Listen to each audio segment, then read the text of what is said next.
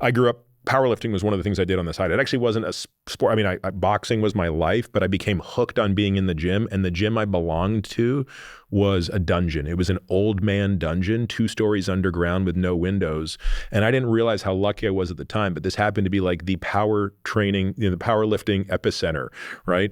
So you basically just had a bunch of middle-aged men who were machines.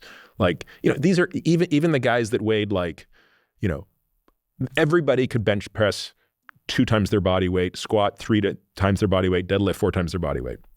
So that's what I grew up doing. I was like, we bench, we squat, we deadlift, and we do it really, really heavy.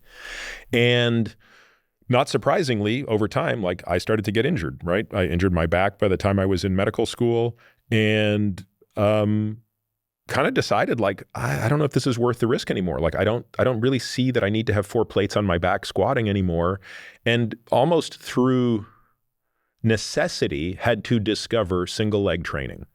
So I want you to say more about that experience and help somebody, because I have patients who really can't believe that you can achieve optimal lower body hypertrophy without a barbell on your back or without picking a barbell up off the floor.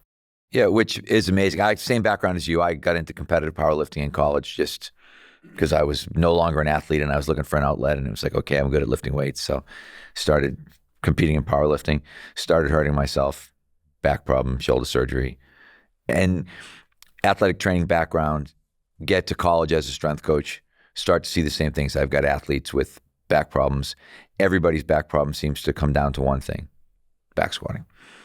Every kid, because we weren't deadlift. We were the old school, like squat, bench, power clean, because that was the football mentality at that time. But the people with back pain it always related right back to back squat. We started to look at that and think, okay, if we're doing something that we know is hurting 20% of our population, should we continue to do that? For a while, we had to because the football coaches mandated it. But when I got to the point where I was kind of fully in control, I said, we're not going to do this anymore. And then we went the unilateral route. Sorry, when you say football coaches, are you saying even at the level of the NFL? At every level, the football coaches, they want to know how many guys can bench press 400 pounds and how many guys can squat 500 pounds and how many guys can, it's still a very old school mentality. It's getting better. NFL level is getting much better because— Is the bench still in the combine for anyone but a quarterback? Yep. Everybody's still benching and still benching 225 as a strength test. They do an endurance test for strength. We could talk about the foolishness of the combine too, but that's another. The same combine that you helped develop? The same combine that I helped train people for. Yes, it is not. I always tell people it's like getting a copy of the SAT and all you got to do is cheat. You just got to practice the event, practice the questions. You know the test, you know the answers, practice, you'll get good at it. We developed that thought process. So we started going just down this sort of unilateral rabbit hole. But then you start getting into the biggest thing that people have to understand is when you get into the bilateral deficit research, you're stronger on one leg. You have more strength capability on one leg than you do on 2. Because your body, there's research. And it's so interesting. Sorry to interrupt you, Mike. It's so interesting how difficult it is to appreciate that when you're not doing unilateral exercises. And people don't try it. And then it's very dogma oriented because we've all grown up around kind of the squat poems and all these things about, king of all lifts and all this bullshit that people spout. And I'm always kind of spouting the anti of that. But the reality is we started seeing when we first started testing is what happened was one of my assistants, this guy, Jeff Oliver, who's been at Holy Cross for 25 years, said to me, if we could test one-legged strength, would you stop squatting? And I was like, yes. So then we said, okay, let's try to figure out how we test. So we started making up these sort of half-assed one-leg squat tests, doing rep maxes in different split squat variations and things. But when we did it, the results blew us away in terms of the difference between sides blew you away? No, the ability to be stronger than we were or as strong as we were bilaterally blew us away. So we had guys, the first year I did it with my hockey team, 2000, maybe 6 or 7, somewhere in there. And everybody could split squat what they could front squat, same amount. So if I did a back split squat test, everybody that could back split squat 300 pounds was a 300-pound front squatter. Everybody that could back split squat, project out to a 400-pound max was a 400 front squatter. Right across the board, it was exactly dead even, 1 leg to 2 legs. And then people would say, that's because they're using their back leg. They were trying to come up with all these rationales for why it wasn't. but the numbers were just glaring.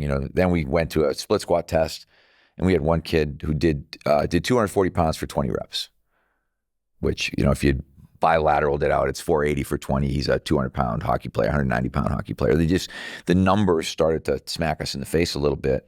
And I started looking, and then you start looking at the bilateral, like you look at the grip strength research, bilateral deficit.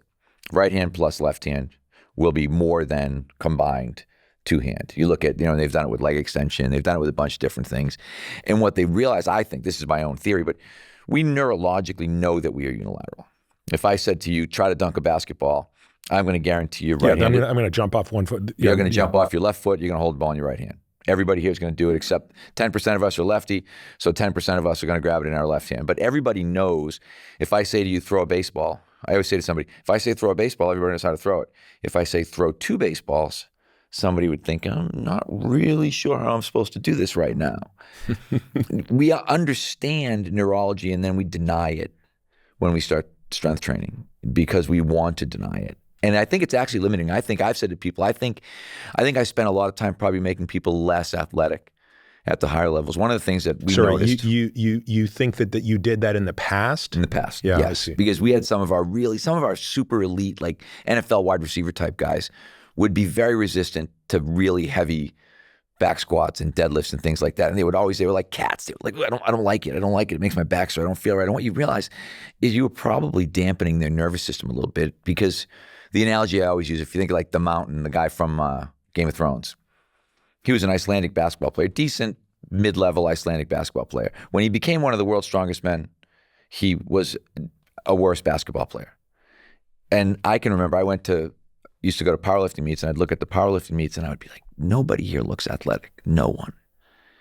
And then I'd go to an Olympic lifting meet and I'd be like, ooh, these cats are athletic. Like, these guys they can jump and they can sprint and they've got big traps and big asses. They looked more like what I wanted my athletes to look like.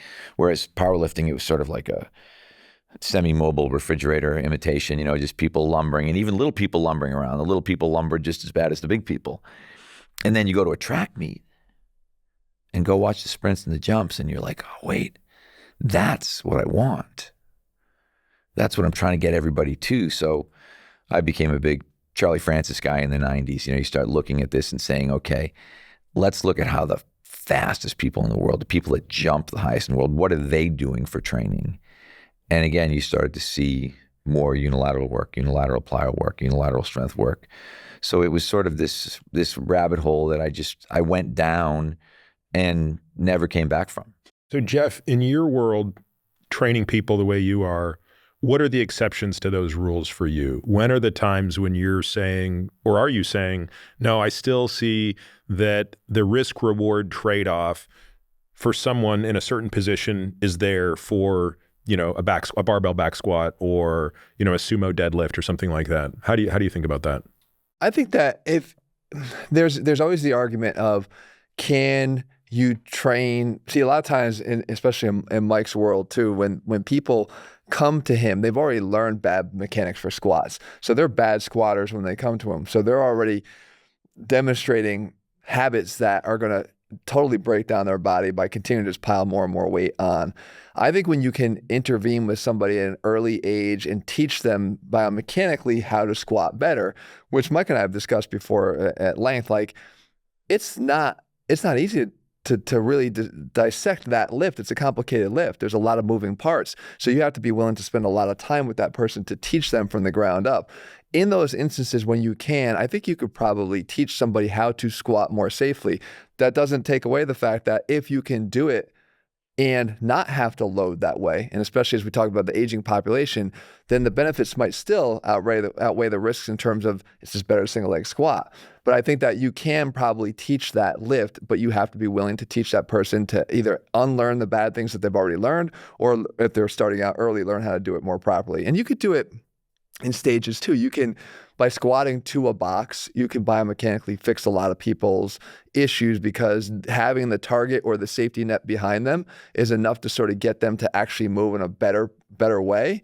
But you don't want to train that way, without ultimately go into a freestanding squat if they're going to be ultimately, playing sports and needing to do something like, let's say, an offensive lineman coming off the line.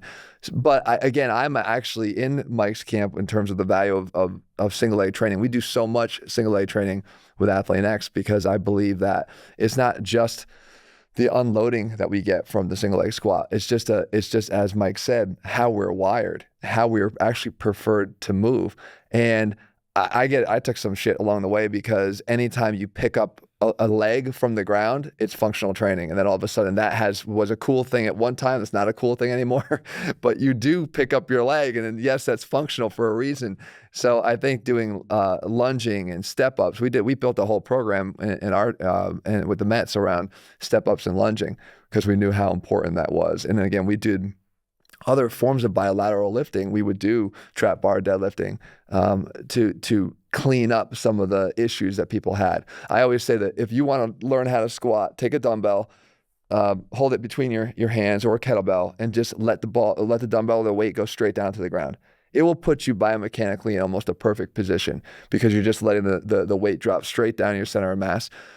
That's a great tool for teaching people what it's supposed to feel like. But when you then go put the bar on their back, as soon as they don't have thoracic mobility, all the things that they're lacking start to change that dramatically. From just, you think it's the same exercise because you're going straight up and down, but it's a very different exercise because now when your hands are up, and again, thoracic the extension is more required, they don't have that, and the whole system gets thrown out of whack.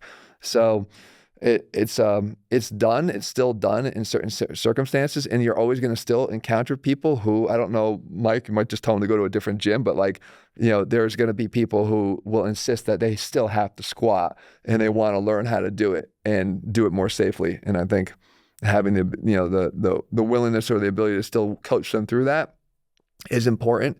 But because of guys like Mike, and because hopefully stuff that I talk about, people are less reliant on those as the only things that they can do. I'm Peter Attia. This podcast relies exclusively on premium subscribers for support, which allows us to provide all our content without taking a single penny from advertisers. I believe this keeps my content honest, making it a trusted resource for listeners like you. As a premium member, you'll get immediate access to our entire back catalog of AMA episodes and all future AMA episodes. You'll get longevity-focused premium articles packed with actionable insights. You'll get unrivaled show notes for each and every episode of The Drive, every topic, every study, every resource from each episode carefully curated for you. You'll get quarterly podcast summaries where you'll learn my biggest personal takeaways from the previous 90 days of expert guest episodes and much more. This journey doesn't have to be navigated alone. We can take these steps towards a better, longer life together. Become a premium member today at peterattiamd.com/subscribe to join me in a shared commitment to a healthier future.